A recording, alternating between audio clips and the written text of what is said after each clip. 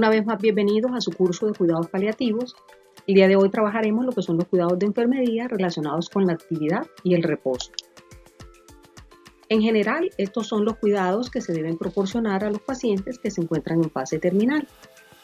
Aquí viene una pregunta que es la que vamos a tratar de resolver hoy y es ¿cómo afecta la enfermedad terminal a la necesidad de actividad y reposo?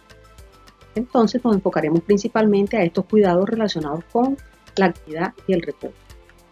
Encontramos aquí que los problemas relacionados con esta actividad y el reposo, los principales son la astenia y la fatiga, que es ese cansancio extremo e incapacidad para funcionar debido a la falta de energía.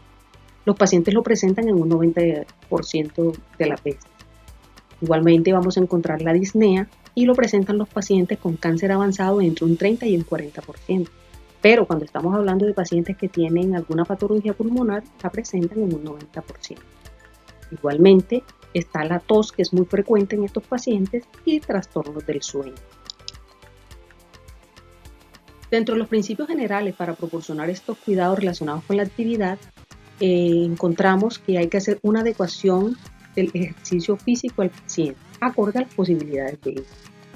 El objetivo principal es el bienestar del enfermo, con esto mejoramos también su autoestima y el sueño.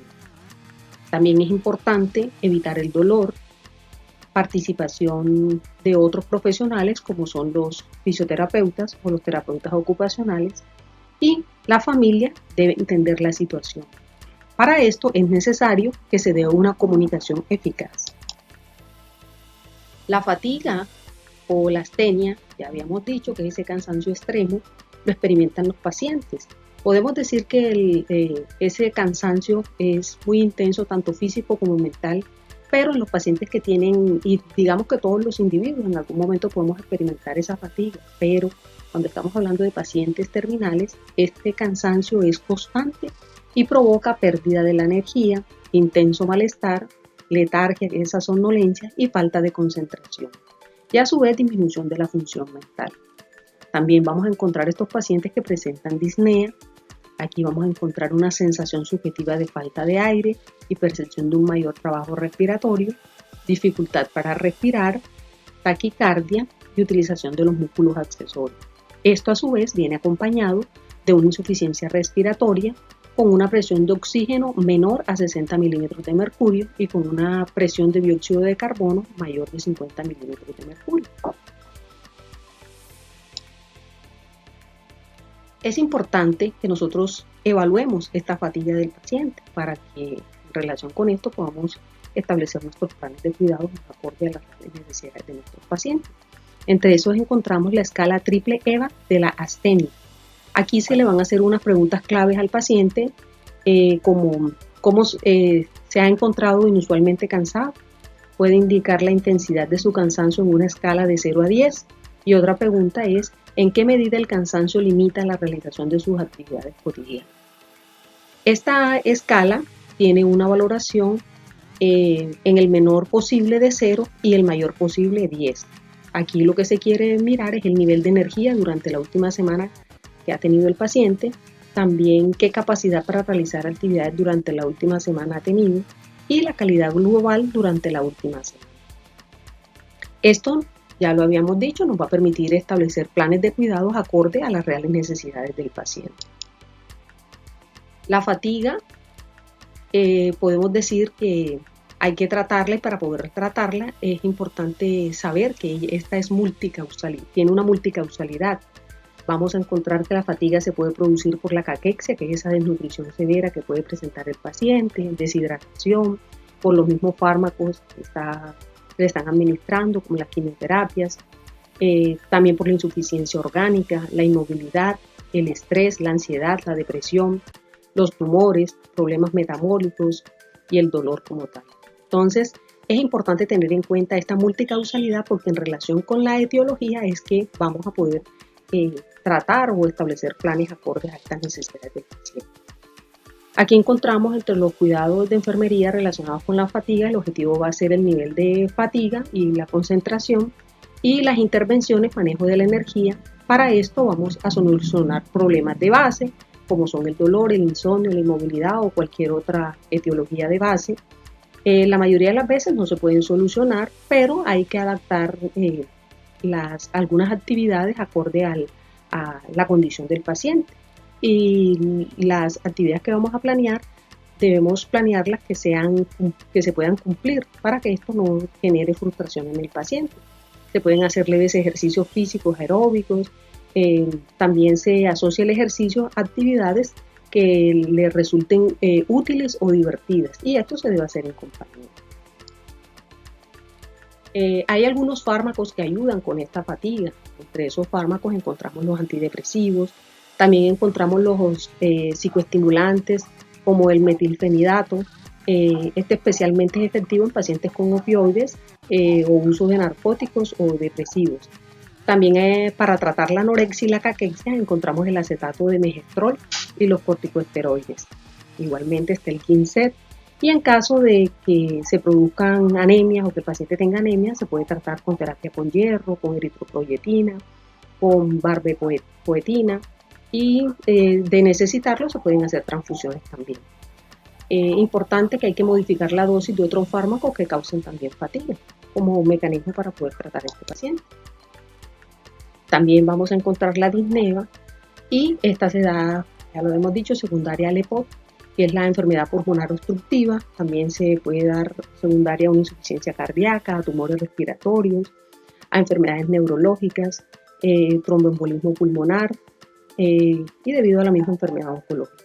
El tratamiento, principalmente debemos conocer la etiología, por qué se está produciendo para poder tratarlo acorde a la etiología. Las intervenciones pueden ser intervenciones no farmacológicas, la oxigenoterapia y también se pueden hacer intervenciones farmacológicas. Dentro del tratamiento, haciendo tratamiento acorde a la etiología que esté produciendo la disnea, vamos a encontrar que si estamos hablando de un síndrome de vena cava superior, se puede tratar con corticoides y con radioterapia. Pero si estamos hablando de un derrame pleural, se puede hacer una toracocentesis. Si estamos hablando de un derrame pericárdico con una ventana pericárdica, si estamos hablando de una insuficiencia cardíaca, se pueden utilizar diuréticos. Si estamos hablando de un tromboembolismo pulmonar agudo con una anticoagulación parenteral, si estamos hablando de un EPOC, enfermedad pulmonar obstructiva crónica, vamos a tratarlas con broncodilatadores y corticoides. Y si estamos hablando que la causa es por infección, vamos a utilizar antibióticos. Importante que tengamos nosotros en cuenta que no hay que sobrepasarse, importante hay que tener en cuenta que hay que sopesar siempre los beneficios y las molestias de los tratamientos. Dentro de las intervenciones que se pueden dar no farmacológicas para el manejo de la disnea, encontramos la fisioterapia respiratoria. Aquí se va a dar con respiración abdominal, enseñarle al paciente a tenerle aire fresco, se le puede colocar al paciente aire fresco sobre la cara, buscarle una posición y adaptación funcional, un ángulo de 30 grados, 45 grados, identificar las actividades que causen disnea, administrar una medicación entre 30 y 45 minutos antes de la actividad para que esta mejore. Otro aspecto importante también es el apoyo psicológico y técnicas de relajación, y enseñar al paciente y a la familia cómo actuar en futuras crisis. Esto es bien importante. Con respecto al tratamiento de la disnea con la oxigenoterapia, se puede dar siempre que el paciente presente hipoxemia. También se debe dar de manera continua o intermitente, coincidente con el ejercicio, porque sería el momento en el cual pudiera presentar mayormente la disnea. Sin límite de flujo cuando estamos hablando de un paciente que tiene un EPOC, y lo colocaríamos a 4 litros por minuto, y también se utilizan gafas nasales. Dentro de los fármacos utilizados para manejar la disnea encontramos la morfina oral. Si coexiste con el dolor, aumentar la dosis en un 50%. También encontramos la fluorpromacina, que es un ansiolítico y sedante, corticosteroides para obstrucción de las vías aéreas, síndrome de compresión de la vena cava y bronquitis crónica. Igualmente también encontramos las benzodiazepinas como el diazepam en casos de crisis nerviosa. Los cuidados relacionados con la tos, encontramos que se produce la tos crónica, o esta produce más bien distrés emocional, el paciente se extenúa, produce afecciones en las relaciones sociales, porque muchas veces no puede hablar porque la tos no lo deja. Empeora el dolor y la disnea, el insomnio y la incontinencia. Entonces, fíjense que la tos crónica también daña o perturba el bienestar del paciente. Dentro de las causas que lo producen son el cáncer respiratorio, entre un 52 y un 90% en cáncer avanzado, el EPOC, la insuficiencia cardíaca, la fibrosis pulmonar, haber sido exfumadores, las quimioterapias. También encontramos algunos antihipertensivos como los inhibidores de la enzima convertidora de angiotensina. También una causa puede ser el reflujo gastroesofágico, náuseas, infecciones. Entonces, es importante tener en cuenta la causa porque el tratamiento también puede ser acorde a la etiología. Entonces, si estamos mirando que la tos es producida por los antihipertensivos y ECA o quimioterapia, entonces habría que retirarlo y buscar otra opción. Y si estamos hablando que es por infección, tocaría buscar un tratamiento con antibióticos para tratar esa infección. Cuando estamos hablando de tratamientos sintomáticos, entonces podemos utilizar los opioides, la hidrocodeína o la morfina. También podemos utilizar broncodilatadores, estos tienen su componente broncoconstrictivo, los corticoides para la inflamación, los expectorantes o mucolíticos como el dextrometorfano, y también podemos utilizar la gabapentina y la pregabalina, que estas eliminan la hipersensibilidad bronquial. Con respecto al tratamiento no farmacológico para mejorar la tos de estos pacientes, es conveniente líquidos espesos como la miel, aunque no hay evidencia, pero en algunas personas menciona que mejora. La fisioterapia respiratoria por la bronquiectasis, y esto, la tranquilidad del paciente también ayuda a que no se produzca tanto esa tos. La respiración profunda, 2 segundos, y toser 2 veces o 3 veces más seguida, y la hidratación. Entonces estas son unas medidas no farmacológicas que también. Con respecto al trastorno del sueño, podemos decir que este está relacionado con mal control de los síntomas, sea del dolor, de las náuseas, vómito, porque en esas condiciones un paciente no puede dormir o se le dificulta dormir, si tiene ansiedad, miedo a morir por la noche. Entonces esto lo que va a hacer es que se produce una inversión del ritmo de vigilia-sueño, y también algunos fármacos como los corticoides o las anfetaminas hacen que se produzca trastorno del sueño. El objetivo sería el descanso y el bienestar del personal. ¿Qué intervenciones son útiles para mejorar el sueño? Asegurar de que la persona tenga unas buenas expectativas de sueño realistas, es decir, puede dormir 6 horas con 2 o 3 despertares. Entonces, eso se puede cuadrar o tenerlo presente cuando se arme un plan de cuidado. Mantener horarios de higiene del sueño, si están programadas, las siestas deben estar programadas, se deben hacer ejercicios en la medida de lo posible y evitar el vespertino. También la habitación debe estar confortable, un ambiente tranquilo, con adecuada temperatura y pocos ruidos. La ropa debe ser una ropa cómoda, se debe quitar todos los relojes, alhajas, collares o todas las cosas que puedan producirle incomodidad, y de ser posible se puede dar un baño en la noche.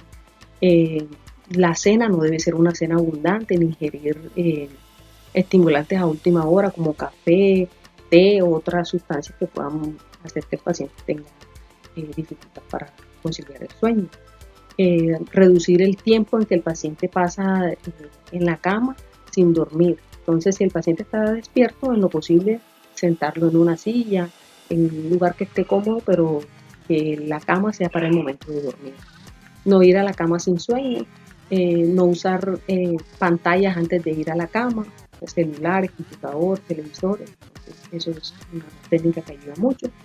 Y también es importante técnicas de relajación, relajación muscular, respiraciones, entre otros.